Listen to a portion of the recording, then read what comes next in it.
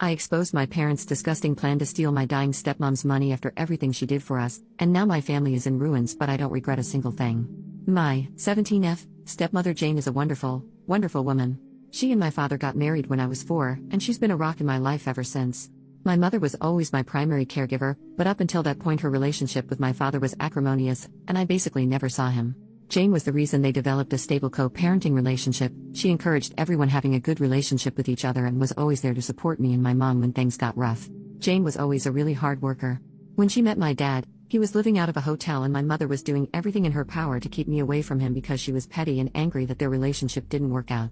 Meanwhile, Jane had a great job, a nice house, helped my dad get back on his feet, negotiated a visitation schedule with my mom, who hated her for a long time, and made sure my dad sent us money every week because neither one of them could afford an attorney to negotiate child support payments.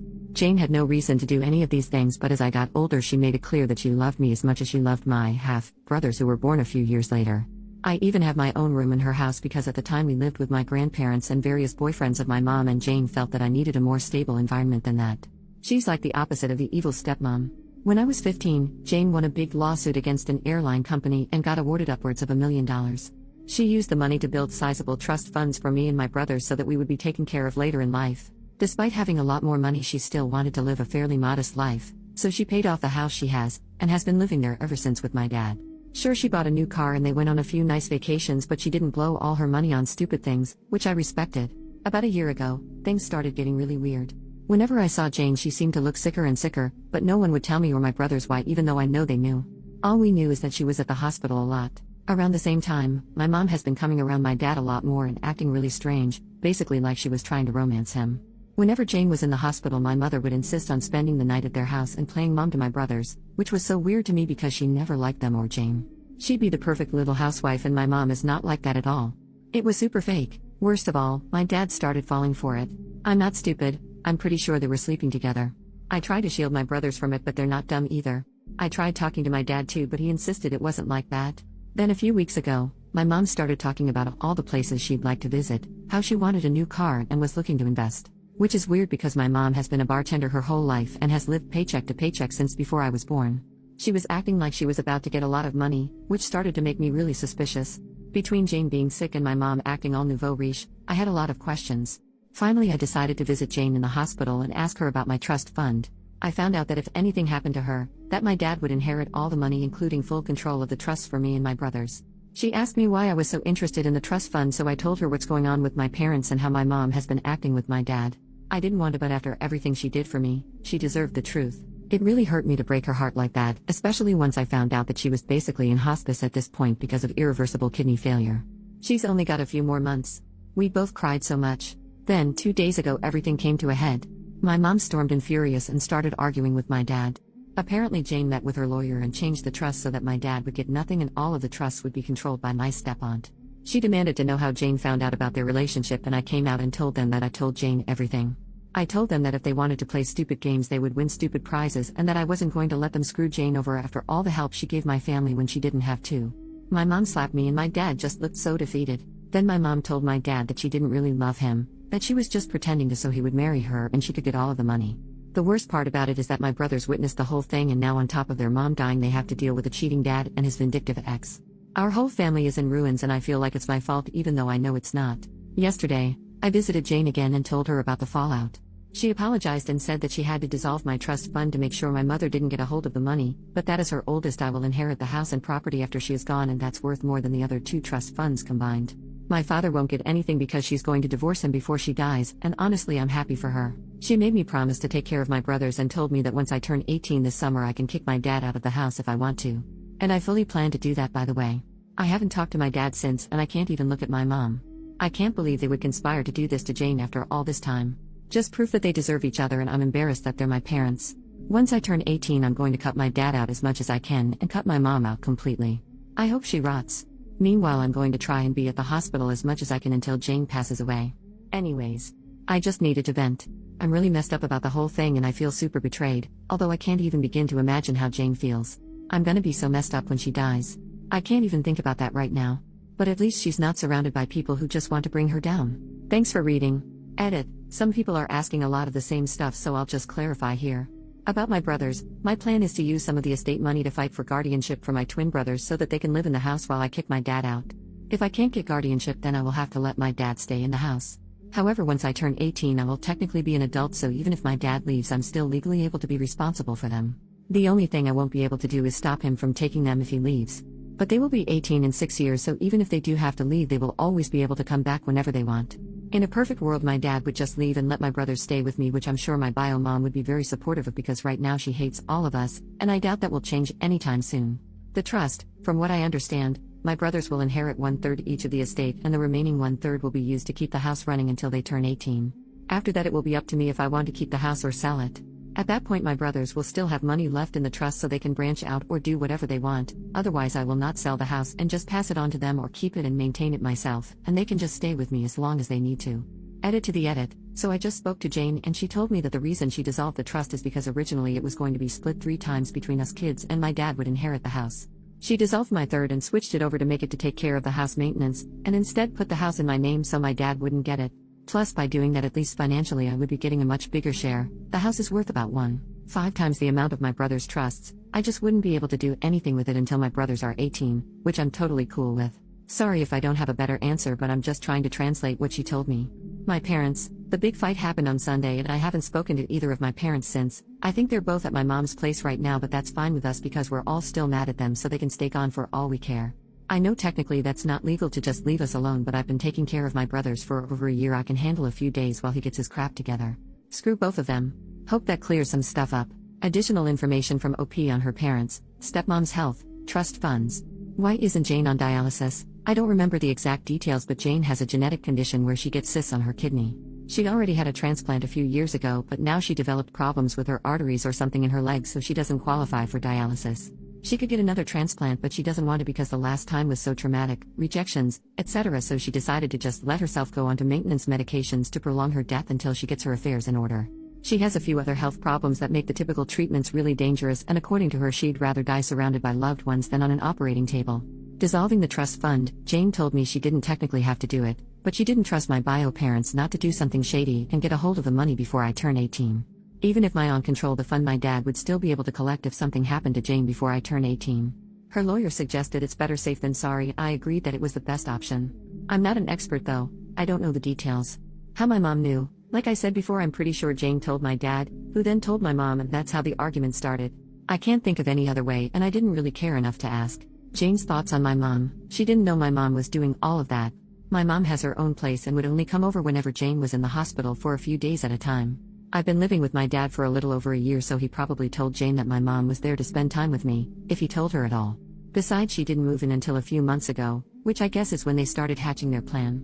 Jane never outright banned my mom from visiting, so there really wasn't anything she could do.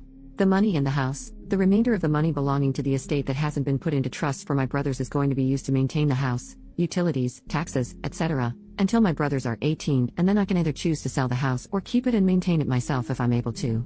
I plan to go to school in that time and get a better job with the goal of keeping the house, but if I can't, then I have the option to sell it. Not that I will, but that's how it was explained to me. First update, 3 months later. Hi guys, it's me again. A lot of you asked me for an update on my situation with Jane and my family, so I've come back with a few things that have happened since I initially posted. I will try to organize this in a way that addresses the major points of last time. Jane is still alive and doing surprisingly well considering the circumstances. She's always been a fighter, and although her disease has been progressing, she's keeping a positive attitude with everything that is going on. She says she's grateful that she was able to see everyone's true colors before she passed, so she could go into the next life knowing the truth. We have become so unbelievably close in the past few months, and it's getting harder and harder to know that she's getting close to the end. She doesn't ever talk about it though, and I know it's because she doesn't want to hurt me, but we both know the situation, so we're just making the best of our time. I'm also not being completely transparent about all of the drama at home, but to be honest, I don't think she needs to hear all of that. We did end up having that surprise celebration of life that I planned. A lot more people showed up than I thought, but they all got an Airbnb near the hospital where Jane is, and we were able to take her out and spend some time at lake near the facility. It was super low-key, which I know Jane preferred, and I was even able to get her old college friend to come after I found him on LinkedIn lol.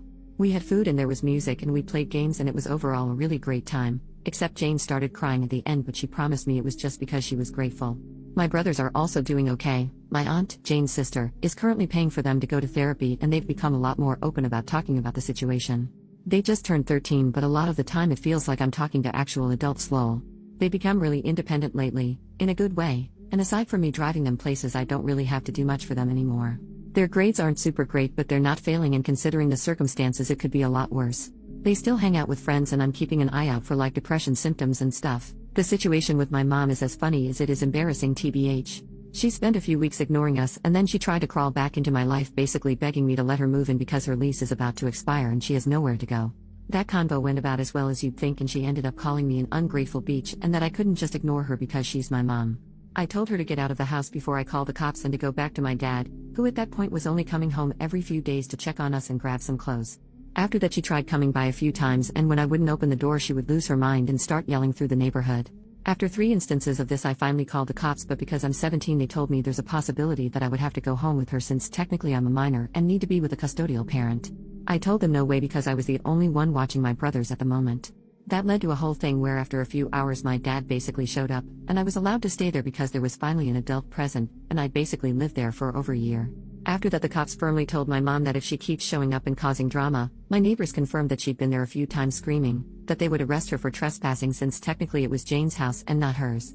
She left and hasn't tried coming to the house anymore, but for a while she would call me constantly telling me I owed her, and all kinds of stuff. She's now blocked on everything, and anything she needs to say to me gets filtered through my dad. As for my dad, well, since he's basically required to be here for another 2 months until I turn 18, we've basically just avoided each other. It's not too bad though, because I've been heavily relying on guilting him for everything to get my way. For example, he was going to contest the divorce, but I threatened to kick him out when I turn 18 if he does that, so he just signed all the paperwork for a quickie divorce and is basically doing whatever Jane tells him to do. I don't openly disrespect him or anything, he's still my dad, but I've made it clear that I have no intentions on doing anything he says ever again, and he doesn't fight me on it. Most of the time he's just in his room, and sometimes he'll go back to my mom's, but only for a day or two before they argue and she kicks him out again, lol. I haven't decided whether or not I'll kick him out yet, and we haven't talked about it either, so I'm kind of playing it by ear. As for me, I'm handling everything as good as I can. I found a new job where I make a little more money, so I've been focusing on saving as much as I can and just being there for my brothers. Between working in school and visiting Jane, I've been so busy I haven't really had time to really stop and think about everything, but I know it'll come. One of my friends has really stepped up and helped me manage everything, and I'm super grateful to him for being there for me and my brothers, so we'll see how that goes. Anyways, I wish I had something more exciting to share, but that's what's happened since my last post. Thanks again for all the support on my last post. Final update, 7 months later. Hello everyone, it's me again. I've gotten quite a few messages in the past months asking for an update, so I'm going to post my final update here and hope that it's enough to answer the questions everyone has been asking. I'm sorry that it took so long to update, but a lot has been going on. As many of you may already assume, Jane passed away early fall of this year. It was very traumatic and sudden, but the silver lining is that she exceeded every doctor's expectation for her life, and when she did go, she was surrounded by family, including me, my brothers, and my dad. She was on palliative care and felt no pain except for a brief moment right at the end, and we are all very grateful for that. Towards the end, Jane was physically pretty much done, but her mind was as sharp as ever. I took the advice of many of you here and recorded some voice notes for my brothers. I originally wanted to do video, but by the time we were able to do it, we both decided they didn't need to remember her wrapped in tubes and in a hospital gown. She also wrote many letters for her friends, family, and even for me to open when I reached certain milestones. She gave me one to open right after she passed away, and while I won't share too many details, I can say with absolute certainty that she is and forever will be who I consider my mother without question. It was very, very emotional for everyone, and although it has been a few months, I am still very heartbroken about her no longer being with us. She was a kind, gentle woman, and in my heart she is everything I aspire to be. My brothers are obviously very hurt about our mom dying, but just like before, they are taking it surprisingly well. They are still going to therapy both together and separately, and we have a lot of conversations whenever they feel like talking. We've always been close, but I feel like we're closer now. Even though I work, we hang out as often as we can, and I'm doing everything I can to be the support that they need. They don't know it, but I definitely need them as much as they need me, because they're the only ones I can really talk to about anything. Ironically, now that our family glue is gone, we're pulling together stronger than before. My dad and I mended the fences, so to speak. We went to a few therapy sessions together where he took full responsibility for his behavior, and I've forgiven him as much as I can, especially since he eventually started doing everything he could to be there for Jane at the end, even though they still went through with the divorce. He's still living with us and things are a little tense, but they're much better than before. He's my dad and I love him, but he was also broken by Jane's condition and he wasn't able to cope in a healthy manner. Her dying really brought some light into his eyes, so to speak, and now he's really stepping up to be the man he was supposed to be. A lot of people commented saying too little too late, but again, he's my dad, and for my own mental health I have chosen to forgive him. As far as I know, my bio mom pretty much vanished off the face of the earth when I turned 18. She tried a few times to convince me to let her live with us, but I wasn't having any of it. Even my dad told her he's officially done, and after we all blocked her on everything, she stopped reaching out. She doesn't have any relatives who talk to her, so I don't have to worry about that, but I did hear from people who follow her on Facebook that she has a new boyfriend that she's living with. I don't want to stalk her or anything, I really don't care. She hasn't come to me with any kind of apology, so to be honest, she can get bent. It's a little hard for me to think that she'd just walk away the second I turned legal just because she didn't get any of Jane's money, but oh well, true colors and all that. Guess 18 years was too long to pretend to care. I'm just so angry with her, I don't want anything to do with her anymore. Maybe that will change one day, but I'm not holding my breath. As for me, I'm doing pretty okay. I decided to take a year before I start college to handle all of this bull crap, and I'm still at my same job, so I'm saving up money wherever I can. My friends have all been great supporters, and I'm so grateful for everyone, especially you Reddit folks, who have been checking in on me and making sure I'm okay. I'm taking things one day at a time, and that's been working great to keep me focused. My goal is to go to college next year and study journalism, but I'm playing it by ear. I can always go back to school, but right now my family needs me, and if that takes longer than a year, then so be it. Thank you everyone, this will be my last update, and I very much appreciate all the love and support you've shown our family. Jane, I know, was very grateful for all of you too, and all I can say is hold your loved ones tight and be careful of anyone who seems too good to be true. Much love and blessings to you all.